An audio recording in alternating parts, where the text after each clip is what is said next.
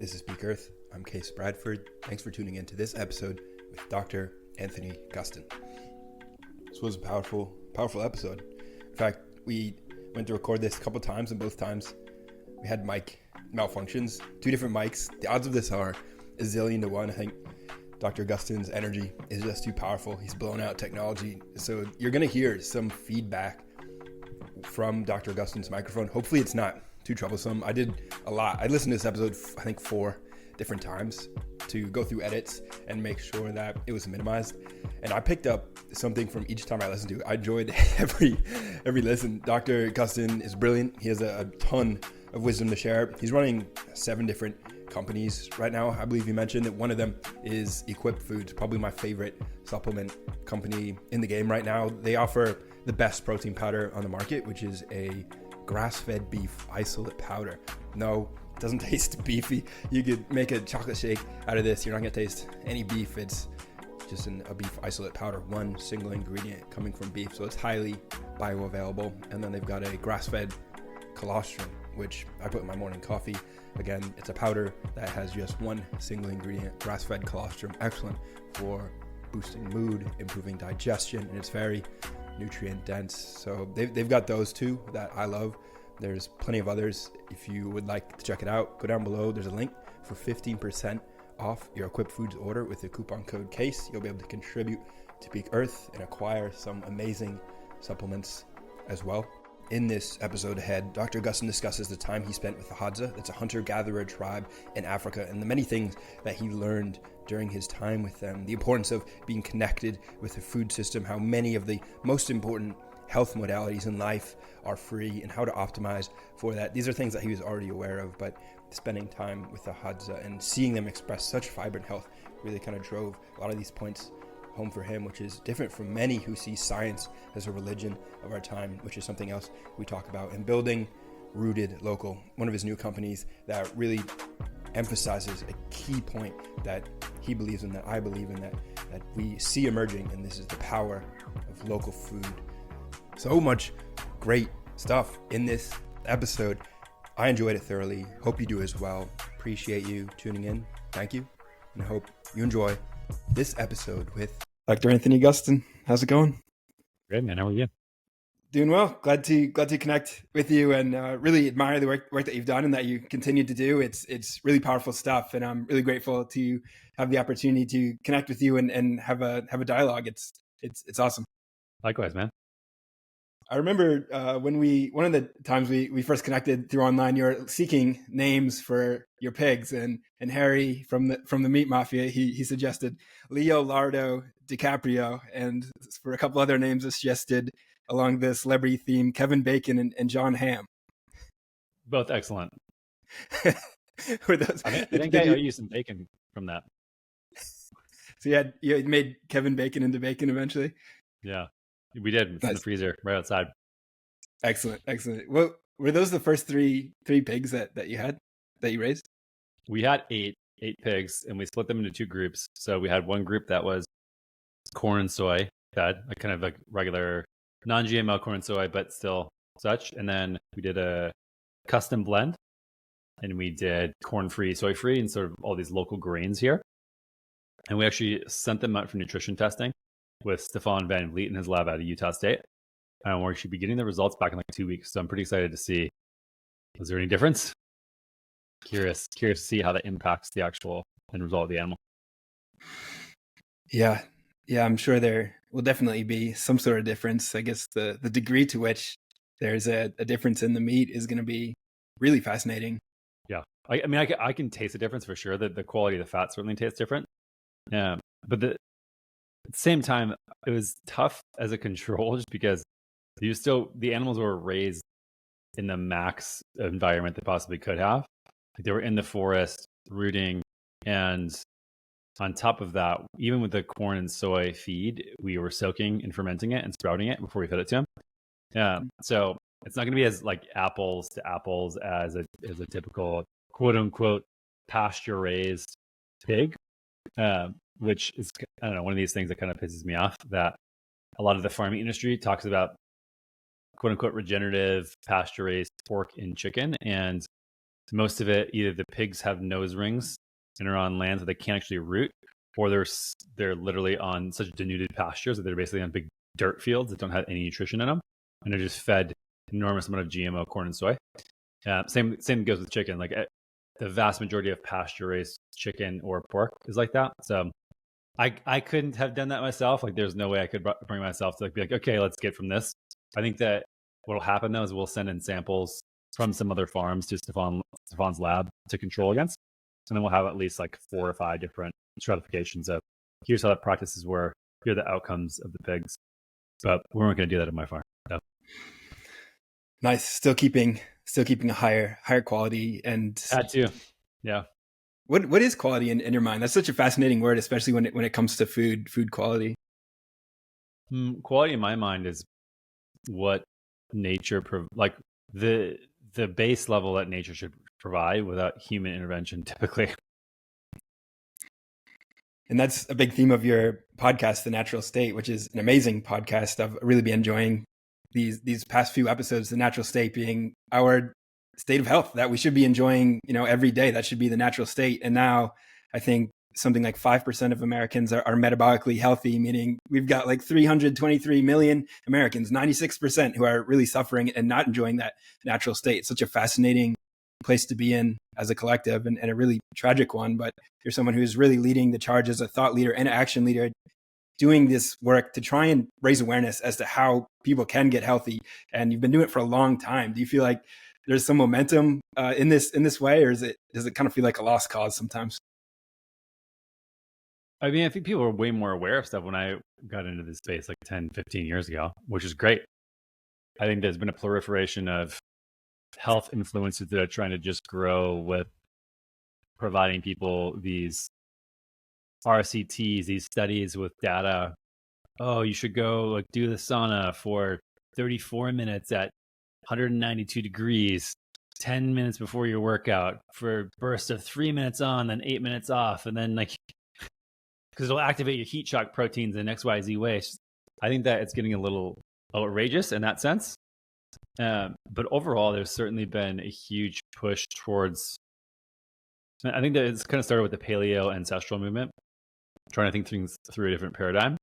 I don't think that there's going to be ever a return. We live in a modern world. And so I don't think we're going to go back to living like hunter-gatherers anytime soon, nor do I think that's good in a lot of respects. I think it's more about thinking through the integration of how do you create the most optimal human environment in a modern world, and how do you preserve some of these things. And it's really overwhelming when you think about it. I don't think that anybody's done a good job so far about how to sift through all of the noise and think about the fact that the people who generally are talking about this stuff and consuming this information are people who have a lot of means, who live in cities generally, who can spend money on stuff, buy the organic produce, go to the farms, get the things, buy a sauna, have a cold plunge. And the reality is there's still a lot of people who can't afford a lot of this stuff. And so I'm always trying to think as well, like I've been working on outlining a lot of the stuff around, for example, water quality, food quality, movement. When it comes down to it, the best thing you could do generally is free or close to free. And I want to bring people sometimes back to the principles of you don't need these extraneous things to sleep well. For example, I saw this guy on Twitter saying like, hey, here's my sleep stack. I thought it was satire originally, because this is before Elon increased the thread count, and it was like 4 tweets long. And it was this supplement, eat sleep at this temperature, bedroom at this, like 58 different things this guy does to get his sleep score up. Like, man, this is ridiculous. Like, you want a good sleep, go outside and spend a day outside and move your body and like physically tax yourself, and don't be on a screen. And then tell me how you sleep. Like, we don't need all of these things that we try to manage. And if you want to live a life where you having a very artificial lifestyle, living inside, working at a computer, not connected to anything, not eating real food, etc. Yes, you do have to probably add in a lot of these things to try to approximate back to a modern, or back to a more of a natural state, natural environment. And so I don't think it's bad per se that people are doing it. I just think that like people tend to group this guy's tweet thread of what he does to maximize his sleep quality with the ability to get good sleep. Like, you don't need to do all of these things. And I think with each thing in the buckets of health, we don't need to over optimize things. Most people are trying to focus on one thing and go crazy over optimizing it, and not understanding that they have no good relationships in their life. They have no sense of community. They have no control or awareness of their mental or emotional health, and are in misery inside and are addicted to everybody else around them. But they're trying to figure out exactly what macro they should eat at what time and what supplements that they should take. And I just think it's like with all things, like mastering the basics and the fundamentals goes a much longer way. I agree. And that has been my experience as well. And it's tricky as someone new to this practice, this art and science of health, where a lot of the biggest, loudest voices are kind of selling. They're selling something, right? They're selling supplements. They're selling devices. They're not saying, go out in nature where you're going to have your bare feet on the earth, the sunshine, the fresh air, the polyphenols from the trees, the terpenes, the sounds of the birds. All of these are incredibly powerful forces of nature that have no parallel in the realm of commercialization of health. And I guess you could say potentially sauna could compete for that, right? That would be maybe the one thing. Cold plunge, those are both great, but not everyone is going to access those. And if you're looking to some of the biggest and brightest voices in the health influencer space, if you want to call it that, where people are looking for guidance and looking for health information, a lot of times it does end up being like, well, there's this supplement to take, that supplement to take, and you end up just like you described with a stack of like supplements to take and technologies to use, when in reality, like you're describing, the most powerful force is free and it's kind of right outside the door. Yeah. I mean, it's so nuanced, and this is why it needs to be on an individual level. I sell supplements, I sell devices, I sell whatever. But the difference is I'd present it in a form of, hey, this may help you achieve your goals, but I think you should probably be mastering the basics first. And if you're not eating real food, like, don't take these things. This isn't going to solve all your problems magically. These are just extra things at the end once you've gotten fundamentals down. And I mean, even when Perfect Keto company I was running before was scaling rapidly, a big point that I made to people of like, this isn't food. The products we have, like, they're not food. These are treats that like are for like an off ramp for people who otherwise are getting blocked and can't imagine their life. Going from a standard American diet to eating, like, hunting and gathering your own food or going to local farmers markets is a really crazy journey. And I think some rare people can just snap their fingers and transform overnight into one person to another. It took me like 20 years to do that. And it took me trying to take these paths. And so a lot of the things that I try to work on is, how do we create an off ramp from people who like have these lifestyles that are getting blocked, or people who have made it through, who just want, like, I still use the products myself. I eat well and I move and I do all these things as much as I possibly can. But at the end of the day, there's times where I want this grass-fed beef protein, and it's really great to have that when I am traveling around the go or whatever, don't have access to the food quality I want. So yeah, I mean, I actually wish more people in this space would launch more brands in an authentic way. And I would love, I mean, taking the money from big food. We live in an economic world, and people are going to be buying products no matter what. So having people who are creative and who are trying to help other people, having them have the money so that they can do more things in the space to help more people. I'm a huge fan of that, and I wish more people would do that. But you're right. It does get very huckstery and very shill based very quickly. And so as the people who like authentically want to help people, there's a difference between that and the health influencers, if I call them that, who very clearly just want to help themselves. They're selling health. They're selling incompleteness. They're selling inadequacy. And there's wholeness on the other side of their supplement. Like, that's a completely different thing. Like, yes, let's toss all that out. But I do wish people would do it more authentically and be able to take the money from the big guys. Absolutely. That's such a cool game to play that you're definitely playing at a high level with Equip Foods. The grass-fed beef protein isolate really is one of the most innovative CPG products I've seen in the health food space. And I've been working in it for the past 7 years. It's just grass-fed beef in a protein powder. And if you think about the protein powder industry, it's a mess. Like, people are just hammering this powder under the assumption that it's just protein, but I mean, plant protein's pretty messy, and I imagine whey is also pretty sketchy when you look into that. Like all the protein powders are a popular tool people are using to try and maintain health and fitness, and I think it's often a bit of a dark road to go by. So what you're doing there is pretty spectacular. Yeah, I mean, this is where I'll say I make no qualms about it. This is a processed product. It is not as good as the real thing, and I would never say it is. And this is where I think like a lot of people sell the replacement of things. I think people should go eat meat sourced locally from a farmer that loves what they're doing and like takes care of their land and treats their animals well. Like that's peak hunting potentially if you have access to that, which many people do not. That's by far the best.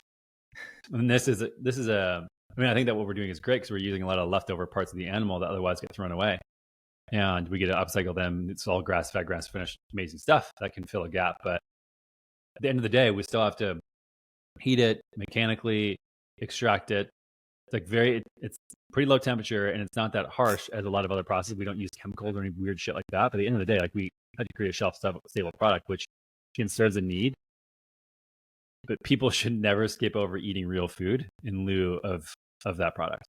Again, I use it. I think it's great. But yeah, until you have the basics mastered, I would say just don't even think about supplements. It just doesn't matter. Yeah.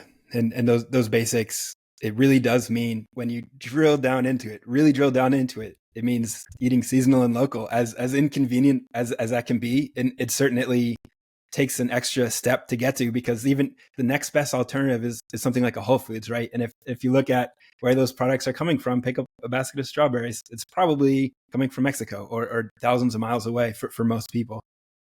Do you want to know a little thing about Whole Foods that I've heard? I haven't corroborated this as fact, but somebody that I know that sells into Whole Foods told me this is true of the meat there, is that Whole Foods apparently, and maybe this is a regional thing, maybe it's a store thing, again, probably more conjecture than actual fact, but I want to figure out the bottom of this, that Whole Foods requires them to spray the carcass with antibiotics before it goes into their store for food safety reasons. Wow. Which honestly is not that ridiculous. Most processors, when you take food in, it's like when I took my pigs in, they will have standard operating procedures, and a lot of them do use antibiotics. And so even if you're getting grass-fed, grass-finished, if you don't understand what the processor is doing at that level, you'd be getting blasted with it. But apparently Whole Foods requires it.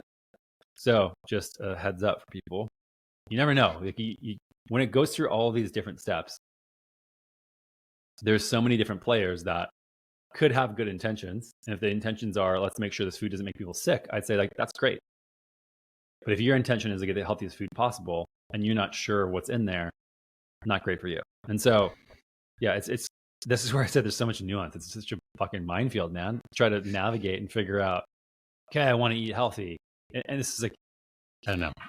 I want people to be aware of this, but at the same time, I don't want to overwhelm them. So it's kind of confusing how to communicate this information sometimes. Yeah. It is. Wild. That's an understatement, and so true. It's like a lot of times I almost feel like I'm on a space station, because like everything is shuttled in from really far away, and it's just like in this capsule that we call a grocery store with this like fluorescent light, and everything's like all colorful, and we have these options from really like an overabundance of options, and it's just completely mind twisting. And if you're eating healthy in a grocery store, you're really narrowing that down to like 5% of the options, and even within that, it's like tough to really make a choice that's aligned with true health, authentic health and well-being. And it's getting to a farmer's market. And I have it so easy. The farmer's markets here in Los Angeles, it's every day, all year round, somewhere there's a farmer's market. But for other places, it's like, it's going to be once a week, kind of like in this, usually it's like during work, and it's like bizarre how it's all set up now. It's really crazy. Yeah, it's tough. I mean, I used to think about getting food like this from farmers markets and farms directly as inconvenient. And now I view it as an investment into being connected to my food source and supply. And I think I get more of that than I get out of the food itself. And again, I have the luxury to have the time to be able to go do these things. A lot of people don't. And I just want to be very clear about that. It's like getting real food from a farmer from a farmer's market for most people. They have kids, they have jobs, they have all these obligations. It can be really stressful, and it's tough to access. But if you can, and you can prioritize that over other things, I've just found that the more I get connected to my food system and what I'm eating, the more whole I feel as a human. And this is something that I'm trying to think of more recently, instead of physical health being these parameters that we measure, thinking like, what am I actually trying to optimize for? And I would say it's more of like a wholeness and a richness of a human experience, rather than just trying to like max out some individual reductionist physical health parameter. And I feel like my reality living as a human being is so much more enjoyable when I think about it that way, and optimize for those things instead of trying to optimize for some sort of health tracker or some data or some lab test. It's all weird subjective game that, like, when you actually tune into the reality of being a human, it's like connection to food system and where you're getting your food from, and that transfer of energy. Like, literally you eat something and it becomes you. People forget this fact. Like, it sounds crazy and woo woo and all hippie and everything, but it's literally true. The thing you eat, like, the only reason why you're alive and being and able to listen to this or have this conversation is because you are eating other things and you have this transfer of energy.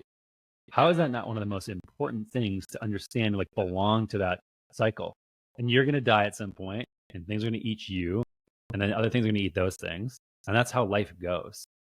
And to be a participant in that has led to so much richness for me that's way more important than some of these obsessive things people focus on in the health space. Body composition, X, Y, or Z type of thing. It just seems silly to me when I've gone like this far and have focused on these type of things.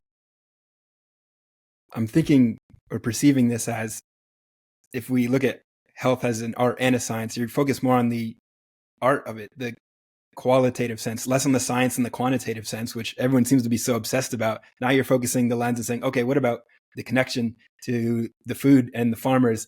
And I have a friend, Luke, he says, a lot of people say, shake your farmer's hand. And he's like, I'm going to go hug my farmer, and I'm going to go hug the cow that I'm going to eat, right? Where it's like, we're really going to be connected. And Dr. Bill Schindler, he also talks very eloquently about being connected. I asked him what is his favorite, what would be the healthiest meal you can eat. He didn't describe the food or the macros. He described the experience of sourcing the food, being connected with it, sitting around at a table with people that you love and enjoying the process. Like, that is such a different way and such a much more impactful way of perceiving the health equation. It really is super powerful. I had optimized myself over the science bit for 10 plus years. And yeah, for sure, physically I've felt marginally better. But to me, I kind of got on this journey because there was still so much missing.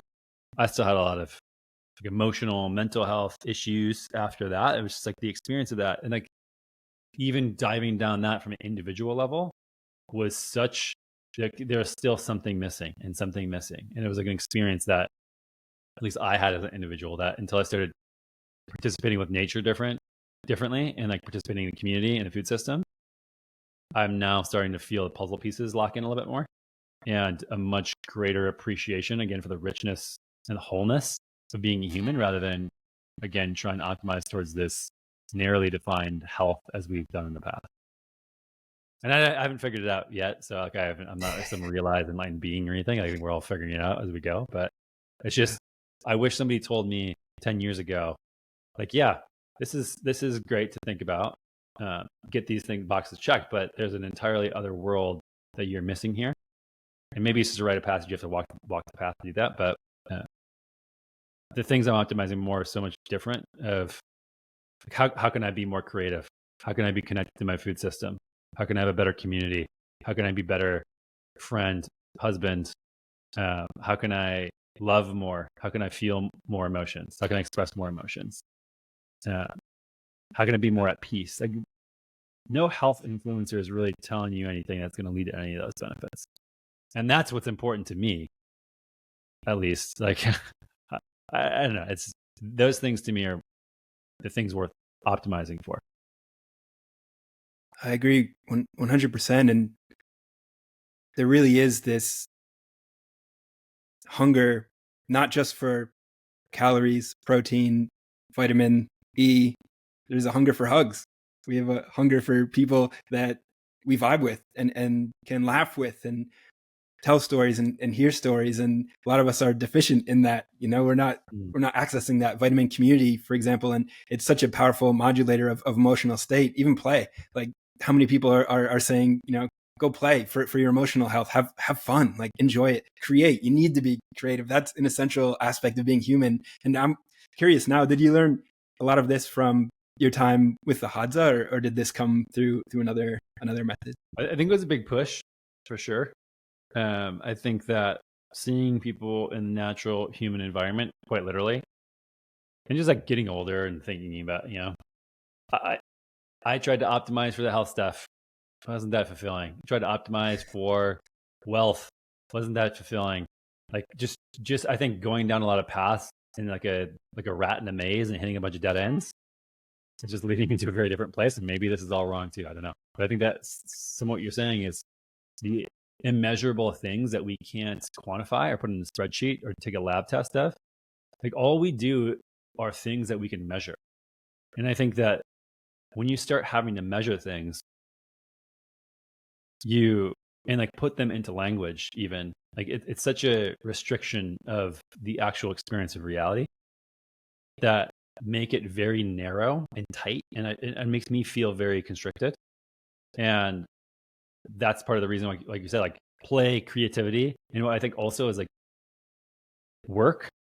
I think work is something that it's a fundamental thing, especially for humans who are more masculine, where without work, I took some time off of working after I sold Perfect Keto, and it was probably one of the weirdest, most meaningless parts of my life. And I had an appreciation then of, again, putting yourself through difficult situations and working. Play and fun is like the antithesis of that. I think both are required, just like light and dark, sleep and wakefulness. It's a dichotomy, this dualism, that both are required, yin and yang, for for me at least, to have like a full human experience. I think creativity is almost like this thing that can be nestled in all of that. I think that being creative with work, creative with play, and like having this energetic expression with creativity is like another thing that like humans need. We've seen it throughout every culture in all of human history. Why would this be an exception now? And we've really stripped that from most people's lives. And again, these things you cannot measure. You cannot measure the quality. And these things, not only can you not measure them, you can't even really describe them in words really well. They're quite ineffable in the sense of, when you experience it, you have a felt sense of, this was fun, or this is play to me, or this creative act that I'm doing is like getting something out that I need to get out, or this work is developing me and harnessing me, and like I know I'm contributing to things around me in a much different way. But you can't even really describe that in words. I can't, at least in a good way. And I think when you try, you start making the experience smaller. So, yeah, I'm not some enlightened person. I'm not at the finish line by any means, but these are the things that I'm thinking about way more than trying to optimize silly physical health things. Yeah, it's almost like hearing someone try and describe a psychedelic, experience. Exactly. It always just sounds ridiculous. It's like, what are you trying to say here? It's, it always ends up being kind of crazy. And I think part of that is just exploration. And you're right, it's like so experiential, a lot of this. And maybe in other languages they have better words in the English. Maybe, us Caucasians have just grew up in such a linear kind of culture where we lack a lot of words to express these concepts. And I think a lot of us are suffering as a result of that, where we're living in a culture that's like a far end expression of this way of being in the world. And now we're like really just suffering at the brunt of all that momentum. Yeah, I mean, it's not just white people, it's the Western world in general. I mean, I don't think that science is bad per se, but I think that the obsession with science and linear progress is a myth that is leading us to a worldview that, again, is not helping any of those things that I told you that I'm trying to optimize for. It's helping us manage atoms, which helps us have leverage to do things in the world, which is great as a tool. But people are obsessing about that use of tool as if it leads to full wholeness as a human. And I think that that's where people get really confused. They're taking the use of the tool and they are really obsessing over that at the exclusion of the real experience of being alive as a human. And we've now, I mean, this is what I'm talking about earlier with the, the PhD or the health influencer, Dr. Du jour, who's on a podcast or whatever, who talks about, oh, we have to have evidence and RCTs and this metric says that. And like all they're optimizing for, like, these are the priests of our days. Like we as a modern society have a religion and it's science. It's like, this is the main religion of our time. It will save us with everything that we have going on right now. Look at any problem that we're looking at. All it is one technology, one science, one study away from us and our salvation. And we have gatekeepers around it, scientists, doctors, etc., that have all this stuff. Again, I'm not saying this is bad. There's been a lot of bastardized religions over the course of history, but they've also had a lot of great things to them. Like the fact that I could get hit by a bus and be taken to a hospital and a limb could be put back on is pretty fucking amazing. The fact that we can chat over across the world right now simultaneously and then release this and have millions of people listen to it is pretty great. But these are, again, just tools. It doesn't mean that we have to look through this entire world in this narrow view. And anything that doesn't fit in that miserable narrow view is cast off as absurd. That's, if we can't measure it, it's not, we don't have evidence as science deems necessary, then it's all a bunch of bullshit. I think is frankly just in the basis of how we got evidence in the past absurd. Like we didn't have RCTs for anything 500 years ago. It doesn't mean they weren't true. It doesn't mean they weren't happening. So yeah, I think that it's the obsession with data, numbers. Again, stripping. We have to take everything, strip it down to language, which omits tons of information. Then strip the language down to numbers, which then eliminates more, and then try to play with those numbers as if that's all that reality is. And I think that, again, like I'm starting to reject this more and more and more, and look more towards connection and how I can be part of things. I don't know if you have heard of Charles Eisenstein. Yes. Him and a bunch of other people are starting to talk about this. It's a kind of like myth of progress that like society is and will always be getting better all the time. And he calls it, I think it's the myth of separation, and that we can just tell ourselves a different story, and that connection and some of these other things are way better. And when we start doing this and becoming part of something bigger than ourselves, things change in a much better way, or at least that's the argument. And that's what I'm kind of playing around with now. And I'm finding that to be true for myself. And I think what you're saying before, like we have kind of like a renaissance and resurgence of people wanting different things and wanting to have these conversations and wanting to connect more and are interested in these concepts, because what's going on right now is just not working. And I think the symptoms are people are very unhealthy, blah, blah, blah, blah, blah. Like at the root of it, it's because we're just these science obsessed individuals who don't understand our place in anything and aren't connected to each other, the planet, nothing. So don't need to get into too much of a rant, but those are the things that are kind of popping in my head recently. That's a beautiful rant. And yeah, that has been an idea, a concept that has been resonating in my mind as well. I'm sure Charles has played a big role in that. The More Beautiful World Our Hearts Know is Possible is a powerful book. I recommend everyone read that. Sacred Economics is another one. And he's got a lot of great blog posts and podcast appearances.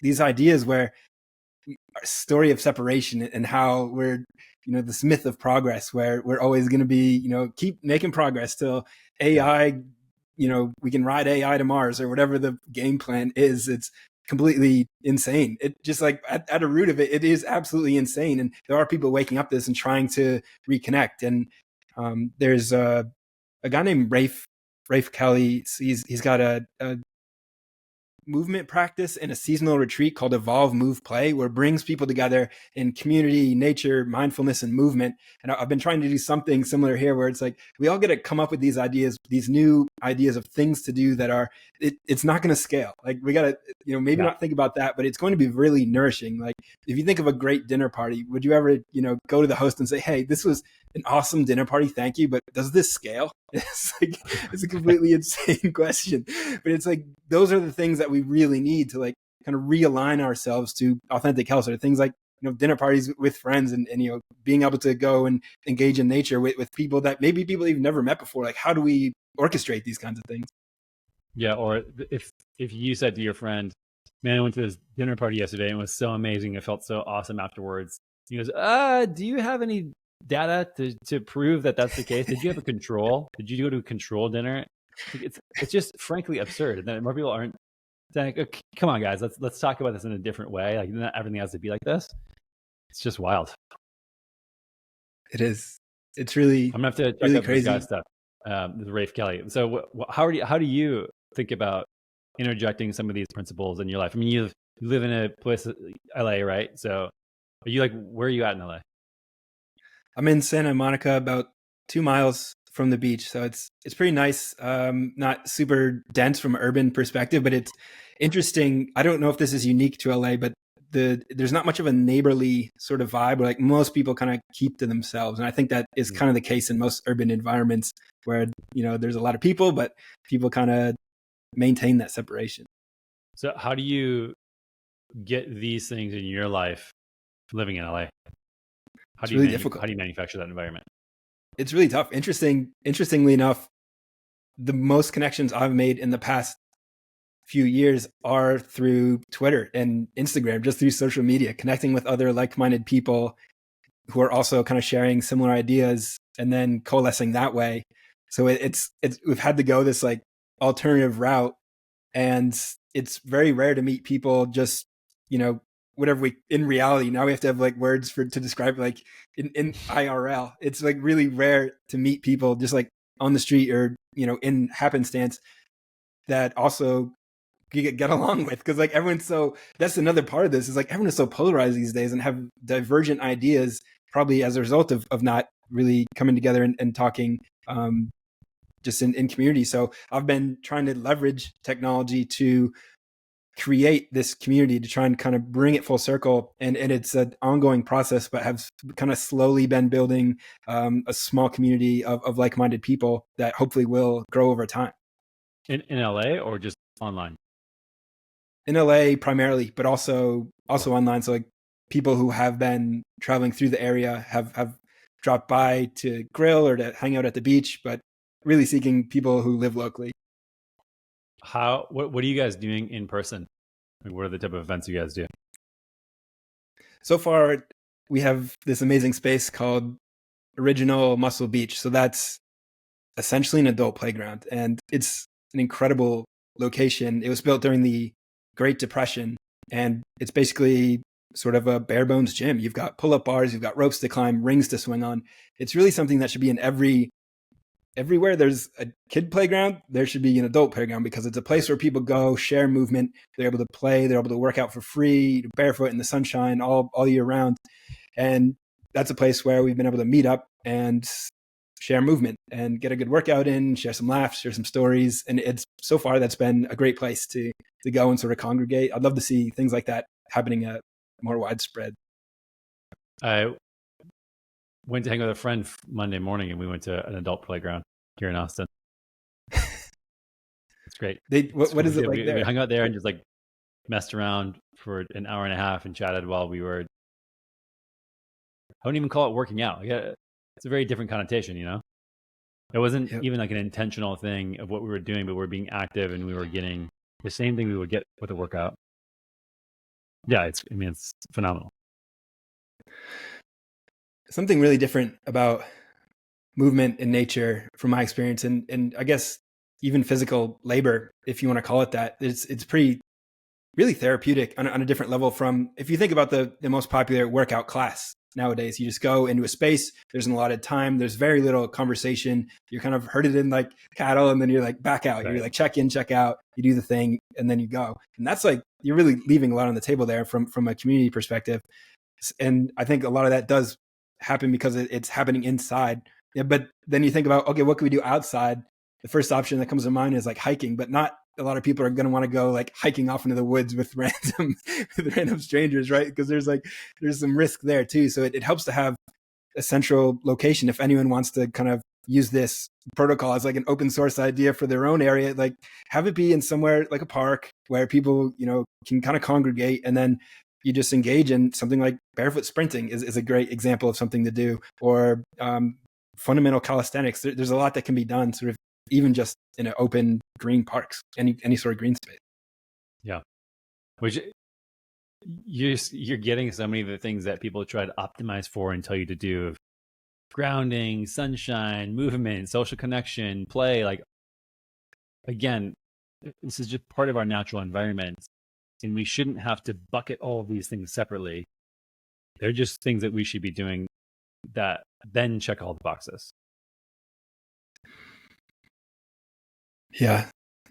That's honestly why I love farming so much and being involved in that, is because it checks so many of those boxes of creativity, play, fun, connection to nature, food system, paying attention, and just observing, being part of a property is something that, like, you have to have community. You cannot do farming without a community. And that's something that community is a really interesting word, because people in Austin who, are usually also the self-proclaimed shamans are always saying like, oh, part of the community. I don't think a community is just I don't think it's just like a self-defined friend group. I don't think it's an urban country club. That's not a community in my mind. Community is when you have to actually depend on people from different walks of life and do things for each other and show up for each other and commit to belonging together. It's a very different thing than most people in an urban environment. And when I'm talking about this farming, like, there's times where I'm like, I need to call people. I'm like, hey, I need you to come over and help me with this thing, because I'm not gonna be able to do it otherwise. And then there's a reciprocity to that. And these people are different farmers in my area, very different walks of life. They wouldn't be my quote unquote friends in Austin. And that's the whole point. It's existing in something where you're a part of an ecosystem that wouldn't function without you and wouldn't function without the other. It's such a more fulfilling way to interact with a lot of people than just a, like, hey, we're all into the same stuff, let's do the same thing. And there's something about that of, like, it's hard to generate that in the modern age because we can hire out for anything. And it's thought of, there should be a transaction for every sort of thing. But man, when you're in a rural area, you have to depend on other people. And we, again, lived all of our human history like this. And I didn't notice that until I started doing that. I was like, oh, this is what community actually is. People band together to help each other because they know if I need help, that person's got me as well, in a very different way than just friends are. So I don't know, it's something that has been a surprise to me. But yeah, farming in general is just, it brings together so many of these things. And if you can do like a small homestead farm, and again, is very unachievable for many people because of their financial status, their work, their job, their kids, whatever. But if you can, it checks so many boxes and you don't have to think about it. And I love that. I love making environments where you don't have to think about managing all the things that are required to be a human. It's almost like reconnecting the human hive mind in a way, because we are definitely herd animals, in not to the same extent as like a bison, but certainly we are. And I think that's, in a way, another way of looking at the community that you're describing, where it's really deep. Like, that's a deep level of community where you're not alone, because you can't do it alone. You can't exist alone. You need this other human to link up with, and then the sum of what you're doing becomes more than the sum of the parts, right? Where you're really becoming like this tribe in a way, reconnecting to this tribal element of, we're a two-headed, four-armed creature in that sense, where sure, we're not actually connected, but we are through this connection called community. It's great. It's so much more fun. And that's why I also think, if you can't do the farming, if we can get people supporting small local family farms, and they're buying their food and interacting in part of that ecosystem from a consumer perspective, I think that's almost like a proxy to a lot of wholeness for most people. Because you have to go through so many things to be connected to your local food system.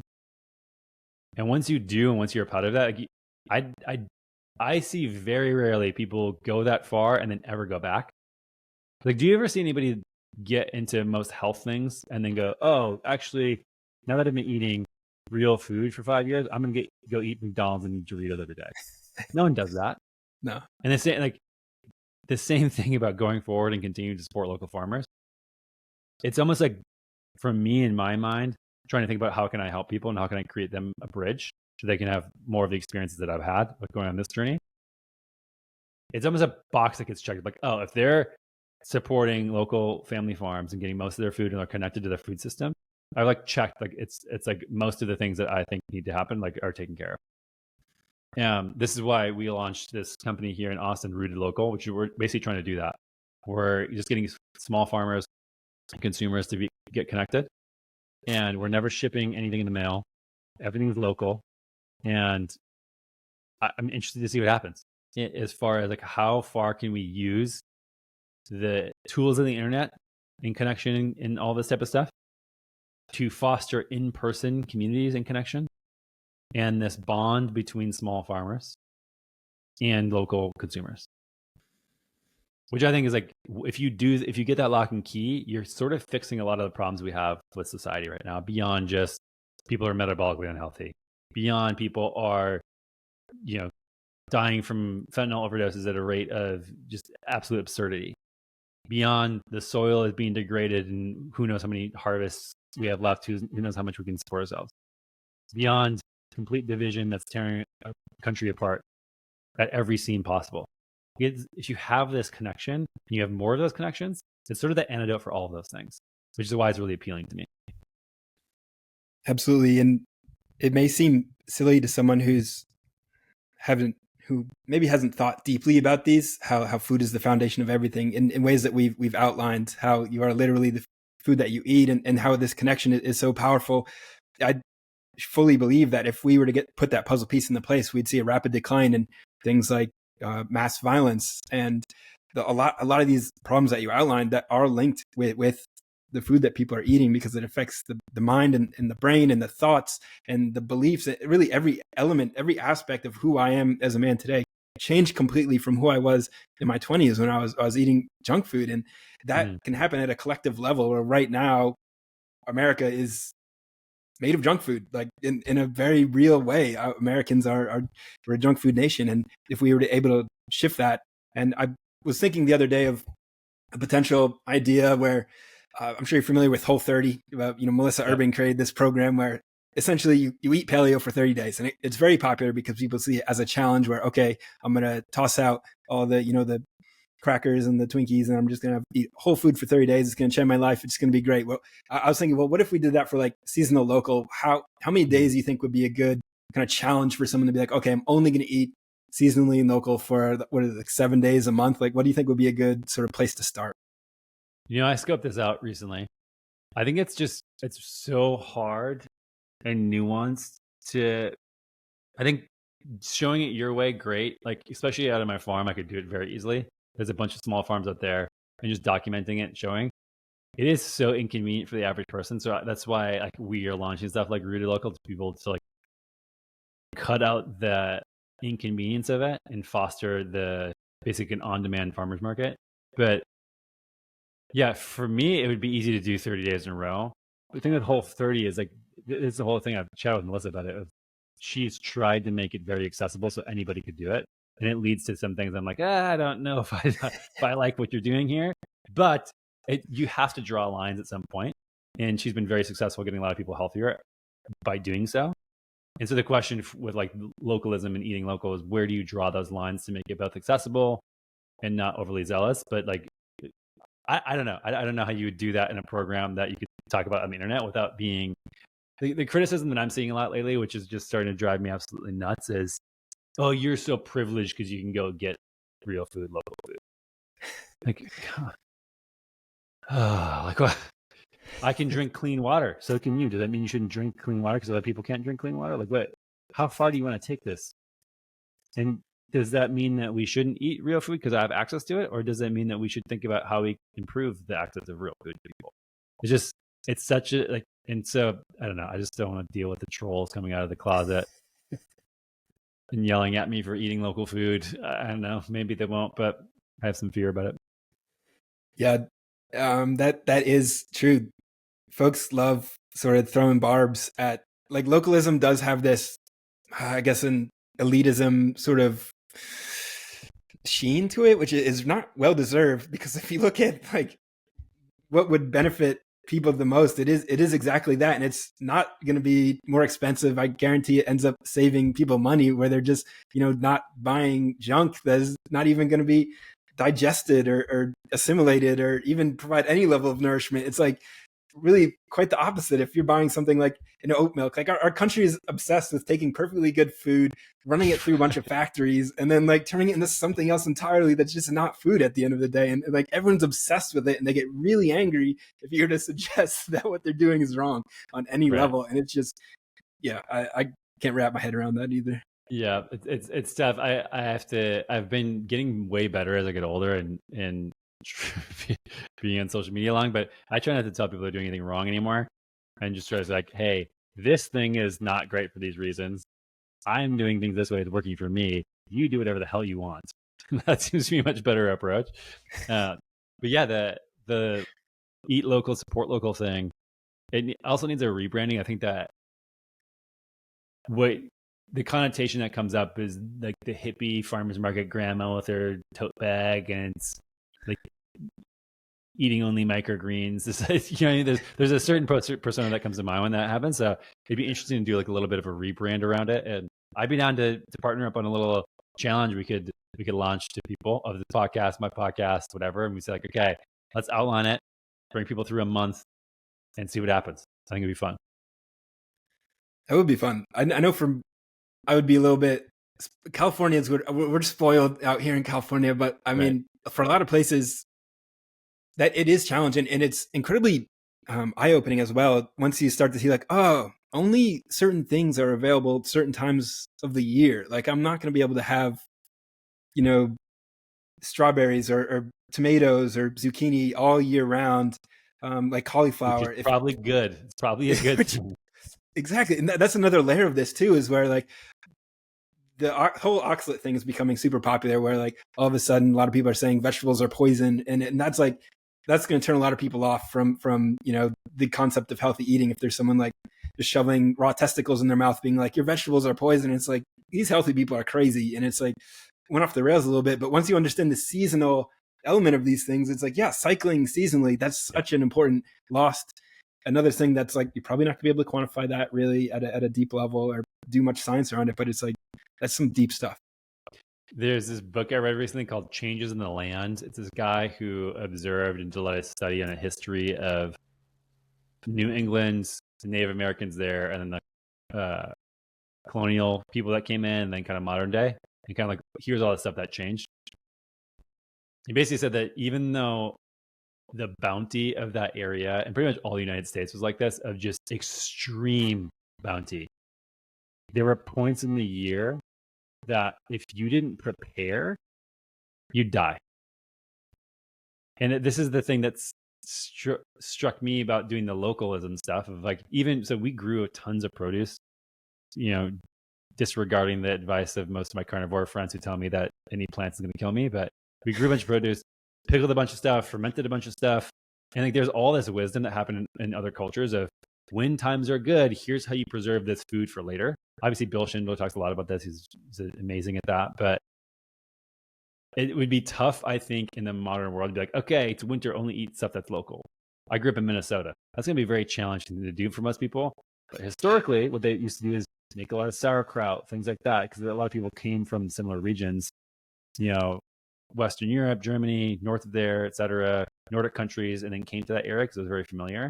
And they had historic practices that led them to take the bounty of the cabbages and the stuff that they grew, potatoes, etc., preserve them over the winter, as well as eating lots of meat, soups, stews, etc.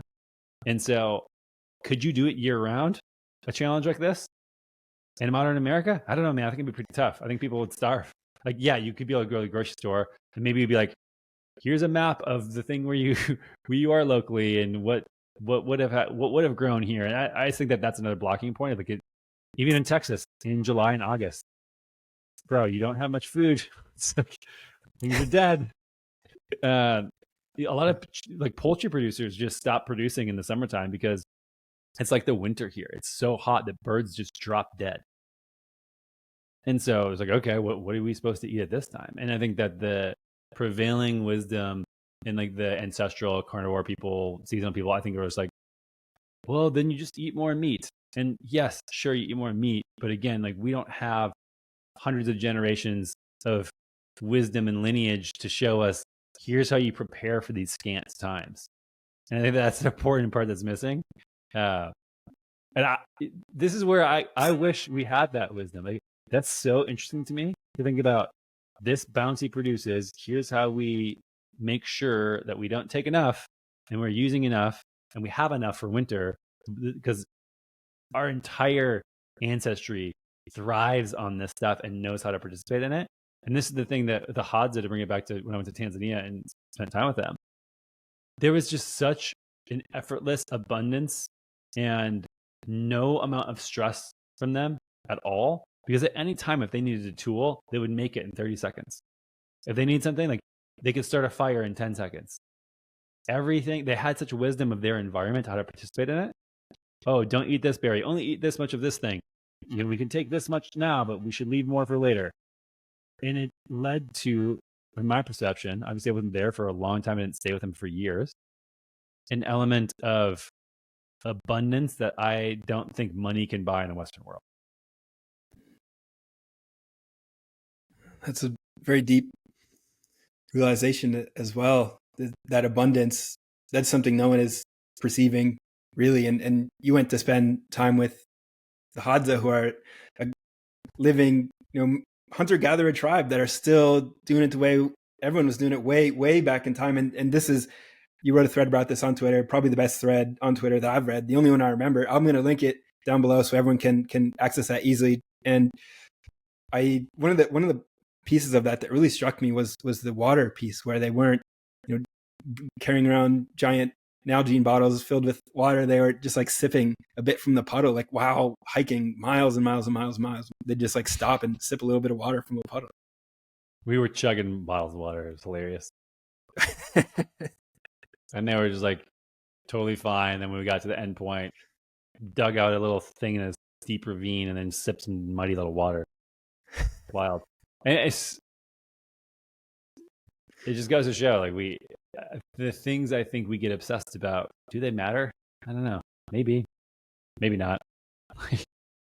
I'm not saying that water isn't good. I'm not, like, this is the thing, man. I think people swing so hard to one side or another on all these topics. That's why I always try to be reasonable and say, generally when there's two sides, both are right. And you need to figure out the Zen contradiction and how both of them can be right. And I think that's generally where the truth is. If there was an agreed upon thing, like, you would just know it. But most of reality in any sort of solution to complex problems, like, there is no one solution. If there's two sides that are opposing, it's carnivore and vegan is a very popular thing. Like, and the reasons why they talk about their things, like, both are right in my mind. And like we're talking about before, plants, yes, should probably be cycled for a lot of reasons. Doesn't mean plants are going to kill you.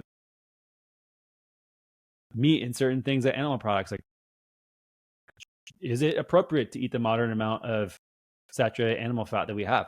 I don't know. Looking at all this research of wild game throughout history and the amount we've eaten it, we get a lot of different type of fat from animals now. We get a lot of different type of nutrition. The nutrition from domesticated cattle, even bison, compared to wild game, is very different. Should we be eating it all the time without plants? I think the vegan probably has some stuff right. Like, plants can be very detoxifying from a sense of getting things out of you. And so maybe it's like food and medicine combined. I don't know. This has been my fascination with any of these topics that I find where there's crazy polarizations, thinking about how could both of these sides be right? And then it's trying to do what both of them are arguing with each other about to piss both of them off. Yeah, that's some timeless wisdom right there. Yet truth is often somewhere in between, and it is also in the realm of nutrition. People do also often just think about it so fractured and atomistically, like you're describing. If someone has trouble digesting, something like a tomato, they start getting obsessed with lectins being poison. But are you like hugging your friends? Are you walking outside? Because those are going to help you digest and assimilate food. Like all these things that we're missing, that you've described, these missing puzzle pieces, really amplify and support health and digestion, foods of all kinds. So a lot of these are important missing puzzle pieces that you're bringing to the table, and I definitely appreciate that, and the time that you spent sharing everything that we went over in this conversation. Really enjoyed it. I wanted to just see if there's anything that you wanted to share that was on your mind, or anything that we didn't quite cover that you feel like would be important to share with everyone listening. I just think that giving people the age we're in with like TikTok, social media, all this crazy stuff, I think people have an obligation to try to have to be experts and share quite a lot. And it's great when people do share what they learned.